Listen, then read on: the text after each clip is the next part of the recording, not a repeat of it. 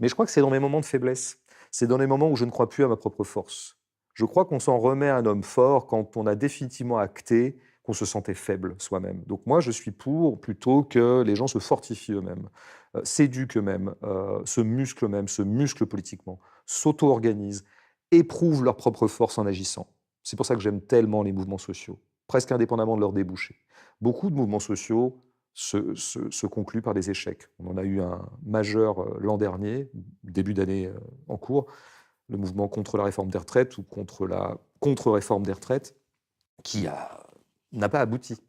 Et il n'en reste pas moins que l'occurrence même d'un mouvement social est toujours réjouissante. D'abord parce que voilà, des gens se réunissent, des gens font valoir un autre son de cloche que celui qui nous est imposé à longueur d'année. Donc ça, c'est déjà une très très bonne chose. Ça déplace toujours quelque chose, mais surtout, ça déplace les individus qui le font.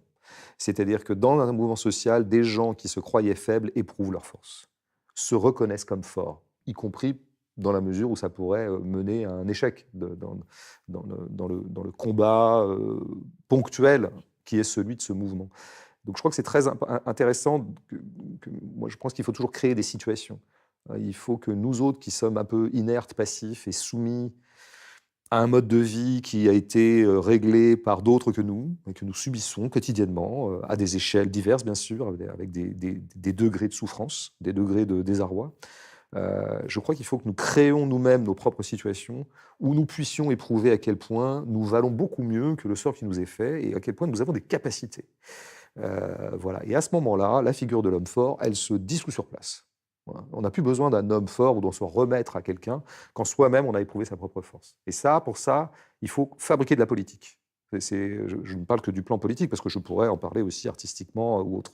Mais je reviens sur le fait qu'effectivement, il m'arrive à moi-même je veux dire, de considérer qu'il y a des individus d'exception. Par exemple, ça me frappe, c'est une parenthèse très rapide, mais moi qui aime bien la grande tradition d'anarchisme, je ne sais pas si je me dirais anarchiste, ce qui est toujours bizarre au bout du compte de s'auto-étiqueter comme ça de façon grossière.